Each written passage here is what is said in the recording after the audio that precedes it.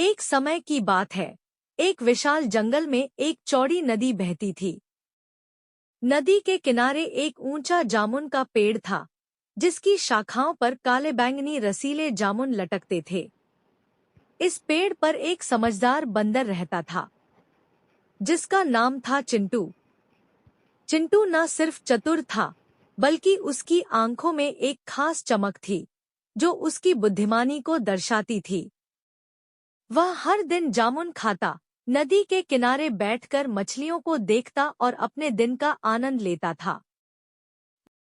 लेकिन उस नदी में एक मगरमच्छ रहता था, जिसका नाम था भोलू।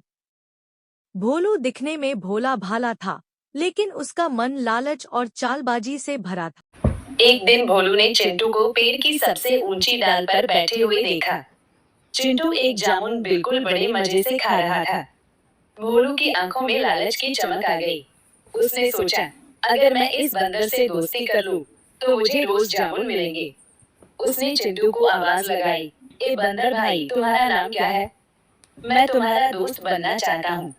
चिंटू ने नीचे देखा और हंसते हुए कहा, मेरा नाम चिंटू। भोलू की बातों में कुछ शक हुआ। उसने भोलू को परखने के लिए एक जामुन नीचे फेंक दिया। भोलू ने उसे खाया और जोर से तारीफ की, वाह, ऐसा स्वादिष्ट जामुन मैंने कभी नहीं खाया। तुम सच में मेरे दोस्त बनने लायक हो। इस तरह उनकी दोस्ती शुरू हुई। हर दिन चिंटू भोलू को जामुन देता और भोलू उसे अपनी पीठ पर बिठाकर नदी के उस पार ले जाता। वहाँ चिंटू को नए नए फल, रंग बिरंगे पक्षी और जंगल की खूबसूरती देखने को मिलती। लेकिन चिंटू हमेशा सतर्क रहता था। एक दिन भोलू की पत्नी, जिसका नाम गंगा था, ने उससे पूछा, ये जामुन तुम हर दिन कहाँ से लाते हो? भोलू ने सारी बात बताई कि कैसे वह चिंटू से जामुन लेता है। गंगा की आंखों में लालच की आग भड़क उठी। उसने कहा, अगर यह बंदर इतने मीठे जामुन खाता है, तो इसका दिल कितना स्वादिष्ट होगा। इसे मेरे लिए पकड़ लाओ। भोलू पहले तो हिचकिचाया। उसने कहा, गंगा, चिंटू मेरा दोस्त है, उसे मारना ठीक नहीं। लेकिन गंगा ने उसे बार बार उकसाया, अगर तुम मुझसे प्यार करते हो, तो उसका दिल लाओ। आखिरकार भोलू गंगा की बातों में आ गया। अगले दिन भोलू चिंटू बंदर के पास गया और बोला, दोस्त, आज मेरी पत्नी गंगा तुमसे मिलना चाहती है। वह तुम्हारे लिए खास मछली पकाएगी। मेरी पीठ पर बैठो, मैं तुम्हें अपने घर ले चलता हूँ। चिंटू को भोलू की आवाज में कुछ अजीब सा लगा। उसने भोलू मगरमच्छ की चाल को समझने के लिए हाँ कह दी। वह भोलू की पीठ पर बैठ गया। जैसे ही वे नदी के बीच में पहुंचे, भोलू ने हंसते हुए कहा, चिंटू, सच तो यह है कि मेरी पत्नी तुम्हारा दिल खाना चाहती है। अब तुम बच नहीं सकते। यह सुनकर चिंटू के होश उड़ गए।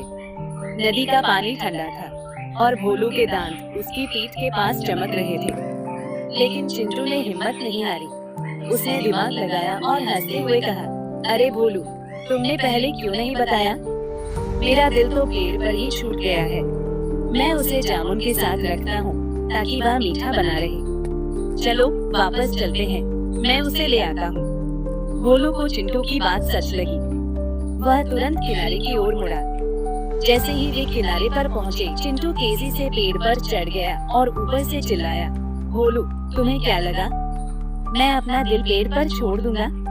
तुम्हारी चाल समझ में आ गई थी। अब कभी मेरे पास मत आना। चिंटू की चतुराई ने उसे संकट से बाहर निकाला। भोलू को अपनी मूर्खता पर गुस्सा आया और वह जोर जोर से दहाड़ा। लेकिन चिंटू पेड़ की ऊंची डाल पर सुरक्षित था। चिंटू ने ऊपर से कुछ जामुन फेंके और कहा, ये लो, आखिरी बार जामुन खा लो। भोलू चुपचाप जामुन खाकर नदी में वापस चला गया।